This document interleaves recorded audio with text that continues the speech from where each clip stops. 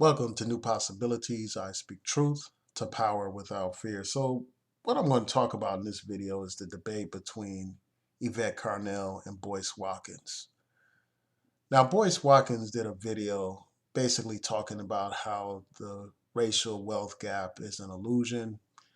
And then Yvette Carnell did a response video that included another gentleman. And I think it was the other person's um, program or show, but they reposted it on Yvette Carnell's channel.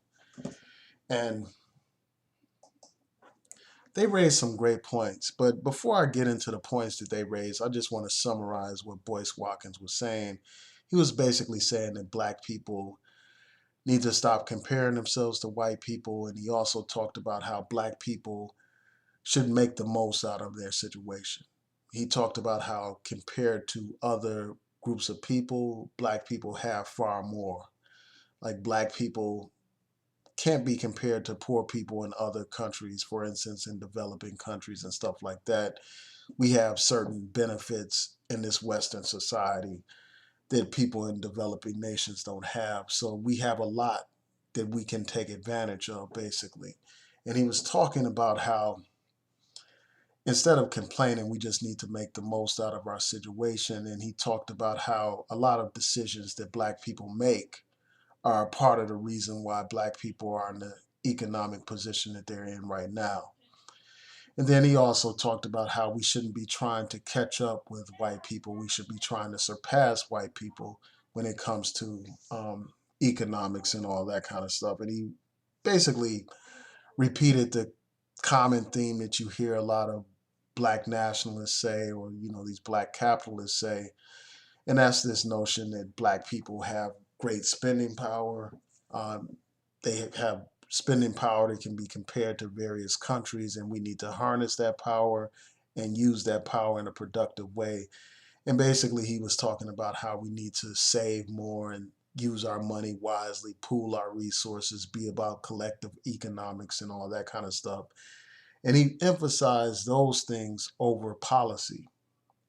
Now, in response, Yvette Carnell and this other gentleman, I can't remember his name, but he's an economist, he's a lawyer, and all that kind of stuff.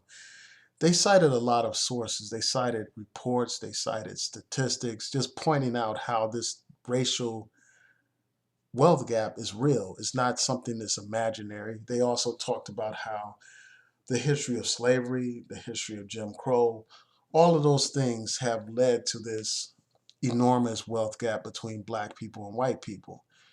And essentially what they were saying was that, this notion that the wealth gap doesn't exist is not based on fact. It's just something that Boyce Watkins just came up with. He was inspired at the moment and he came up with that notion that it's an illusion.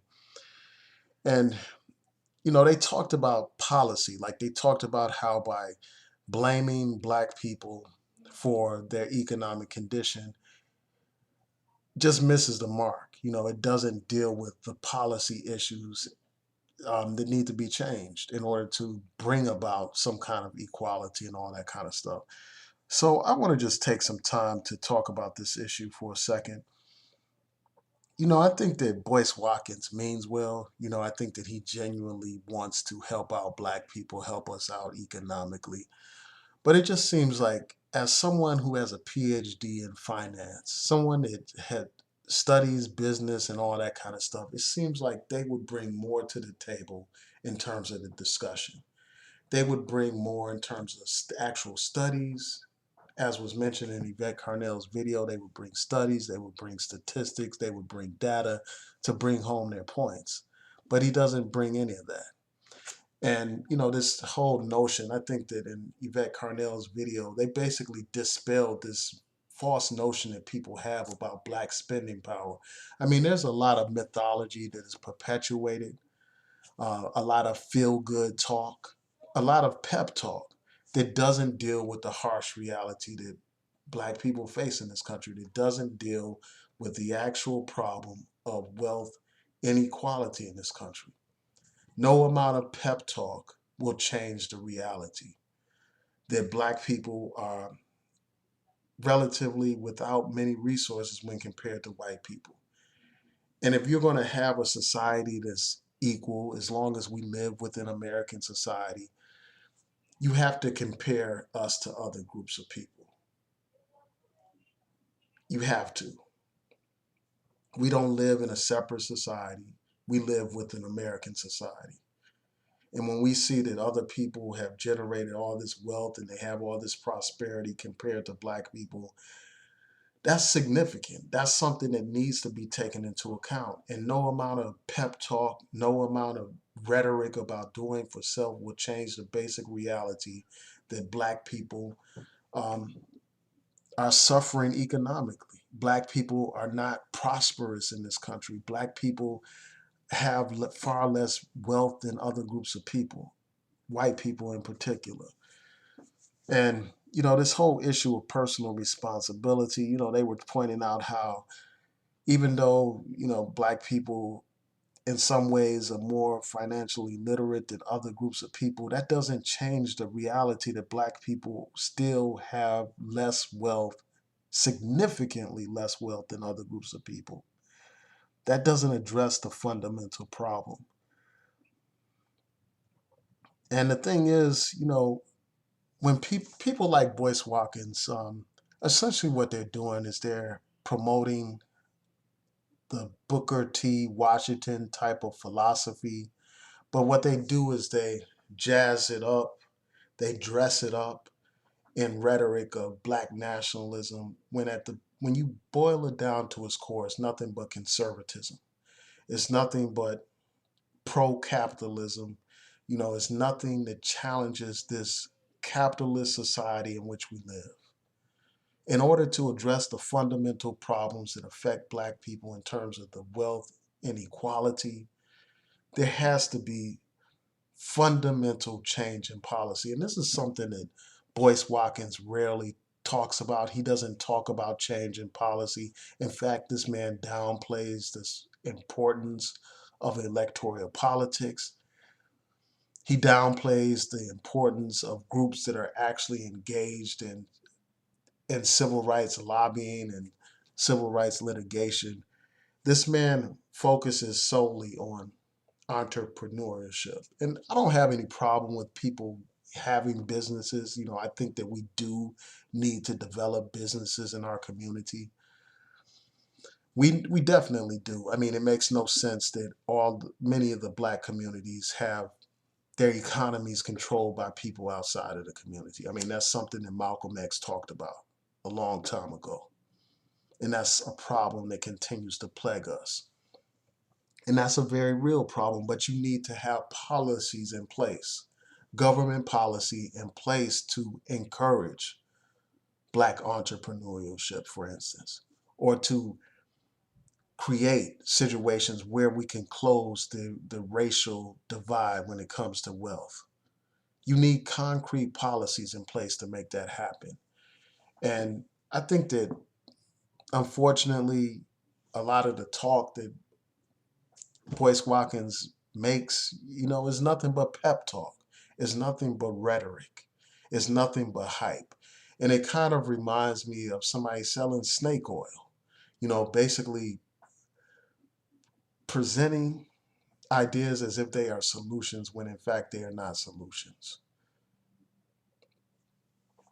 So those are my thoughts. And, I just find it, interesting that as he promotes this pep talk, at the end of promoting the pep talk, he tries to sell products, basically encouraging people to sign up for his boot camp and all that kind of stuff and his financial literacy programs. And I get that. I mean, I understand that people have to eat and they have businesses and they need to advertise and promote their businesses.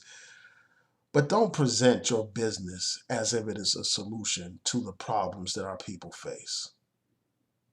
Because people have been talking this do for self stuff for over 50 plus years, for even longer than that. But here we are in this current economic state where black people have twice the unemployment rate, where black people have far less wealth than other groups of people. Despite all this talk, we look at our communities, we see that the communities are still dominated by outsiders when it comes to the economics. So we really have to move beyond the rhetoric. And, I do, again, appreciate Boyce Watkins helping people create black businesses and all that kind of stuff. I think that that is something noble. But let's not present that as if it's an actual solution to the problems that we face as a people. And I thought one thing was interesting that they brought up, Yvette Carnell and this other man. I'm sorry, I can't remember his name, but they talked about like Boyce Watkins and, this whole thing, this whole boot camp thing, and how they basically said, where are your case studies? Where are examples that you can present of people who went through your boot camp, who became millionaires, who opened up prosperous and successful businesses? Because, that's what people need to see. If you have those examples, you should present them. I think that that would be a better marketing ploy than anything else.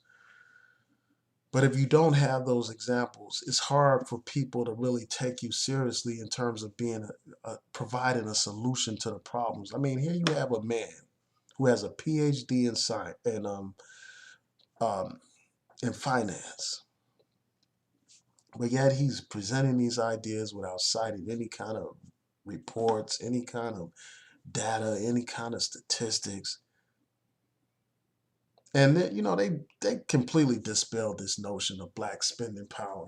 This whole thing where people want to compare black people to all these different nations. I just think we need to move beyond the myths and deal with the reality. So those are my thoughts. I just think that, unfortunately, people present these ideas that hype people up and give people false hope, much like how these prosperity preachers preach to people and make them feel good and hyped up and have them thinking they're going to get wealthy and stuff like that if they have faith and all that kind of stuff. But when they leave the church on that Sunday, that Sunday afternoon, after they leave the church, they're back to their regular life and nothing has changed. They only had a temporary fix. And, a lot of times, a lot of this rhetoric that people feed people is much like a drug. It gets you hyped up, makes you feel good for a moment, and then afterwards, you still have the same reality. And it's time for us to confront that reality and change that reality, not just give the people empty, feel good rhetoric. So, those are my thoughts. Tell me what you think. Please rate, comment, and subscribe. Peace.